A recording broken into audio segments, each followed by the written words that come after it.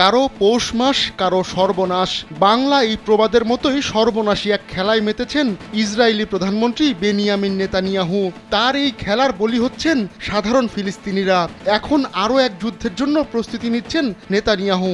যেখানে সারা দুনিয়া শান্তি স্থাপনের জন্য চাপ দিচ্ছে, সেখানে নেতানিয়াহুর যুদ্ধ চাইবার পেছনে আছে কৌশলী এক কারণ। এবার সেই কারণ ফাঁস হয়েছে। জুলাই মাসের শেষ সপ্তাহে লেবানন ও ইরানে দুটি মিশন চালায় ইসরায়েল। ওই দুই হামলায় লেবাননের প্রতিরোধ যোদ্ধাদের দ্বিতীয় ক্ষমতাধর ব্যক্তি ফুয়াদ শুকর বৈরুতে এবং ফিলিস্তিনের স্বাধীনতাকামী সংগঠনের রাজনৈতিক প্রধান ইসমাইল হানিয়া তেহরানে হত্যাকাণ্ডের শিকার হন। এতে লেবানন ও ইরান ফুঁসে উঠলেও আনন্দের হাসি হেসেছেন নেতানিয়াহু।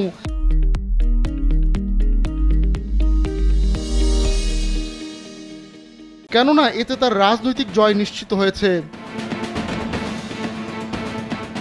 যুক্তরাষ্ট্র ভিত্তিক উইলসন সেন্টারের মিডল ইস্ট প্রোগ্রাম ডিরেক্টর ম্যারিসা খুরমা বলেন, ইসরায়েল যতবারই কোনো আততায়ী হত্যাকাণ্ডে সফল হয়েছে ততবারই নেতানিয়াহুর রাজনৈতিক বিজয় হয়েছে। কেননা যুদ্ধ যত দীর্ঘায়িত হবে ততদিনই ক্ষমতায় থাকতে পারবেন নেতানিয়াহু। এতে তার সরকার টিকে যাওয়ার পাশাপাশি চরমপন্থীদের জন্য তা পোয়াবারও হবে। শুরু থেকেই নেতানিয়াহু চাইছেন যুদ্ধবিরতি যেন না হয়। বিশ্লেষকদের মতে গাজায় যুদ্ধ যতদিন চালাতে পারবেন ততদিন আগাম নির্বাচন হওয়াও ঠেকাতে পারবেন নেতানিয়াহু। আবার দীর্ঘ সময় লড়াইয়ের পর যুদ্ধে জয়ী হলে দেশের ভেতর নেতানিয়াহুর জনপ্রিয়তাও বেড়ে যাবে। আর ঠিক সেটাই ঘটেছে নেতানিয়াহুর ক্ষেত্রে। ওই দুই হত্যাকাণ্ডের পর নেতানিয়াহুর জনপ্রিয়তা আগের চেয়ে বেড়েছে।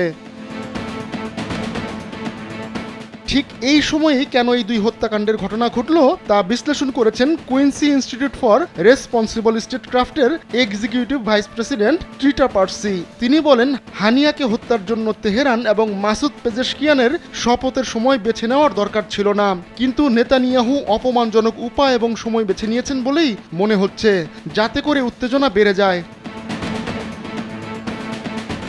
নেতানিয়াহু এতটাই কৌশলে চাল দিয়েছেন যে এই দুই হত্যাকাণ্ডের কারণে পেজেশকিয়ানের বিজয়ের পর ইরান যুক্তরাষ্ট্রের জন্য কূটনীতির যে দরজা খুলে যাওয়ার সুযোগ হয়েছিল তা বন্ধ হয়ে গেছে।